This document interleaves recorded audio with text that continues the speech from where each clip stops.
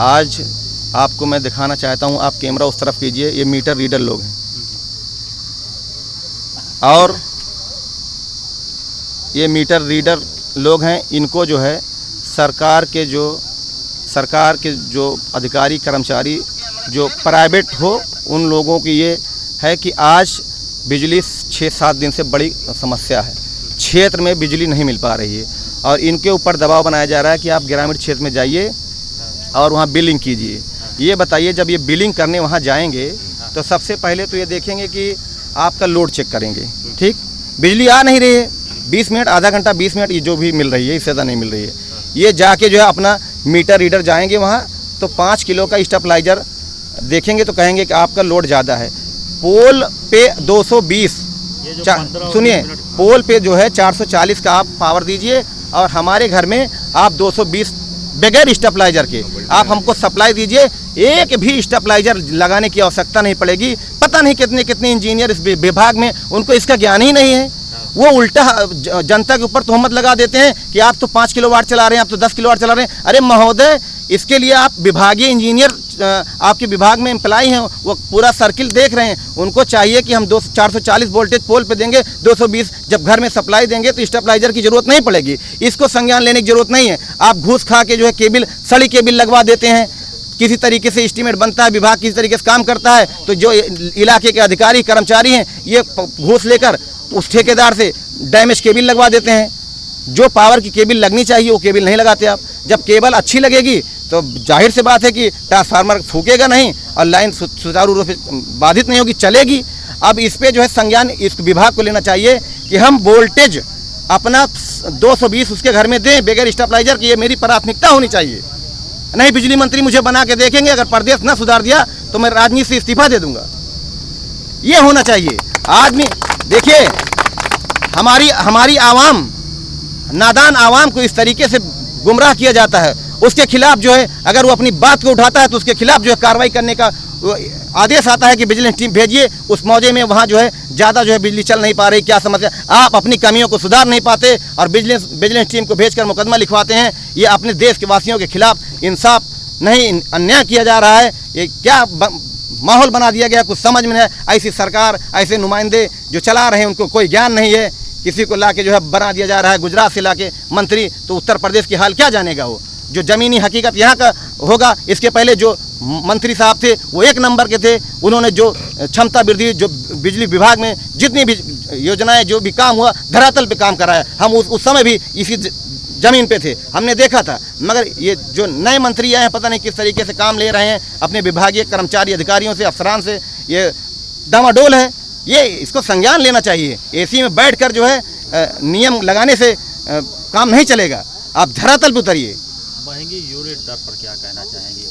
महंगी बिजली यूनिट दर पर यहाँ अब सरकार ये योजना ला रही है कि जो एसी है उसका टेम्परेचर जो 16 से होता है स्टार्ट, उसको जो है एक बांध दिया जाएगा कि 20 से 22 के ऊपर है। ये बताइए, ये कहाँ का जो है अपनी वो चोरी अपनी वो छिपा रहे हैं, व्यवस्था नहीं दे पा रहे हैं। आप बता रहे हैं कि हम, अरे गाड़ी का एवरेज आप घटाएंगे तो गाड़ी डैमेज होगी।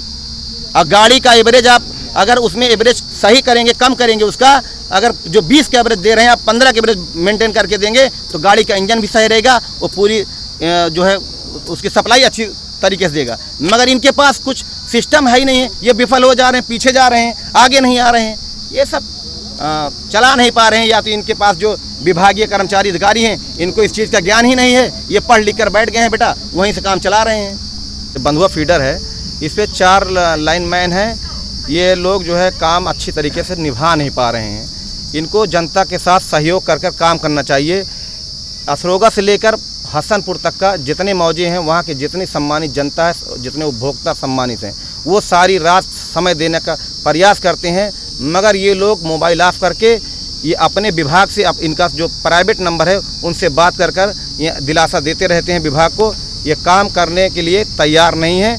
अगर एक LT तार कट जाता है तो किसी प्राइवेट आदमी को आप ढूंढिए तो वो काम होता है, नहीं काम होता भी नहीं है। और ये लीगल काम नहीं, अनलीगल काम है किसी प्राइवेट आदमी से काम कराना। और इनका इस संबंध में आप जेई या SDO से बात किया? हम कह रहे हैं कि जेई साहब जो यहाँ के मौजूदा हमारे हैं, उनकी तबीयत ख़राब है, उनको हार्ट आ गया है। वो इस वक्त लखनऊ में भर्ती हैं। एसडीओ साहब के पास मैं लगातार कल से आ रहा हूँ, उनको फ़ोन कर रहा हूँ, उनका फ़ोन लग रहा है मगर उठ नहीं रहा है।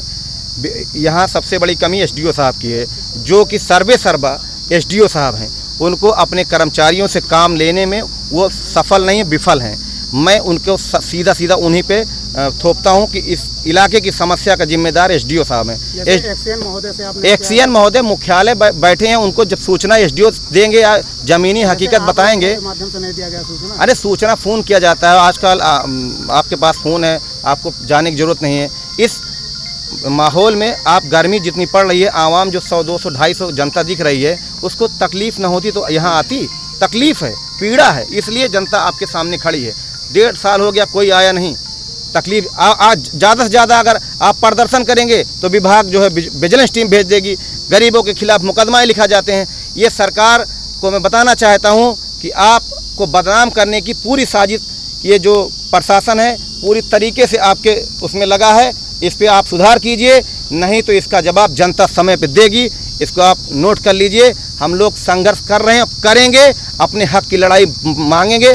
जो तरीका है हमारा उस तरीके से काम करेंगे। अगर आप व्यवस्था नहीं दे पा रहे हैं तो हाथ उठा लीजिए। आप बिजली नहीं दे पाएंगे, हम लोग जो है कनेक्शन कटवा दें अपना, हम अपना सौर ऊर्जा या किसी तरीके से नहीं चल पाएंगे। जो गरीब हैं बेचारे वो बगैर बिजली के रह लेंगे, मगर एक तरफ बिजली का बिल भी दिया जाए और एक तरफ बिजली न मिले, ये कहाँ का इंसाफ है। हमारे इलाके में जो तकलीफ़ आवाम को है, इस पर सरकार संज्ञान ले और इन अधिकारियों के खिलाफ कार्रवाई करे। अधिकारियों के खिलाफ हम लोग जब बात उठाते हैं तो ये विजिलेंस टीम भेजकर मुकदमा लिखवाते हैं गरीबों के खिलाफ। ये नहीं होना चाहिए। अगर आप इस पर नहीं सफल हो रहे हैं तो ये समझ लीजिए कि बहुत बड़ा अन्याय हो रहा है, बहुत बड़ा जुल्म हो रहा है ये आवाम के साथ। हम अपने हम लिख के दे रहे हैं, सब कुछ है, मगर जैसे विभाग को एसडीओ साहब लिख के देना चाहिए कि हम थाने से पुलिस आई थी, उन्होंने कहा कि आप लिखित आप दे दीजिए, हम बनवा लेंगे। ये करा देता हूँ, जो प्रिंट वाली आपकी मांग है ना वो हमको बना के दीजिए, अभी हम उसको बनवाने के लिए भेज दे रहे हैं। और संदीप से हमने कहा, संदीप ने कहा कि पोल जर्जर है, उसके लिए बना देने में हमको कोई एतराज़ नहीं है। हमारा जर्जर पोल तो जो टूटा हुआ है वो हम सही करा देंगे, ठीक है? नहीं, दरार उसमें इतनी ज़्यादा है कि वो डैमेज होने के कगार पे है, तो पोल वैसे रहे। पोल हम नया लगवा देंगे पोल, ठीक है? पोल भी नया लगवा दीजिए। उसके बाद नीचे चबूतरा नहीं बनेगा तो आज ट्रांसफार्मर लग नहीं पाएगा। मान लीजिए आपके कहने पे मैं लगवा दूंगा, मगर चबूतरा आप बने नीचे। हाँ, हम व्यवस्था हम करवा लेंगे, कहीं से हो जाएगा, उसकी बात नहीं है। तो एसडीओ साहब इसको संज्ञान में सही लीजिएगा, हल्के में नहीं लीजिएगा। इससे जो है आप जो है ये बना के दे दीजिए, हम अभी इसको संज्ञान में लेते हुए चबूतरा के ही लगवा। ठीक है। फिर हम आपके कर्मचारी किसको दे दें? यहाँ पे ताला लगा कोई है नहीं? संदीप को दे दीजिए, ठीक है? अच्छा, संदीप को दे दीजिए। उसमें आप ये भी लिख दीजिएगा, पोल जो खराब है ना उसका भी लिख दीजिएगा, चबूतरा दोनों का लिख दीजिएगा, हम उसको करा देंगे। ठीक ठीक है? ठीक।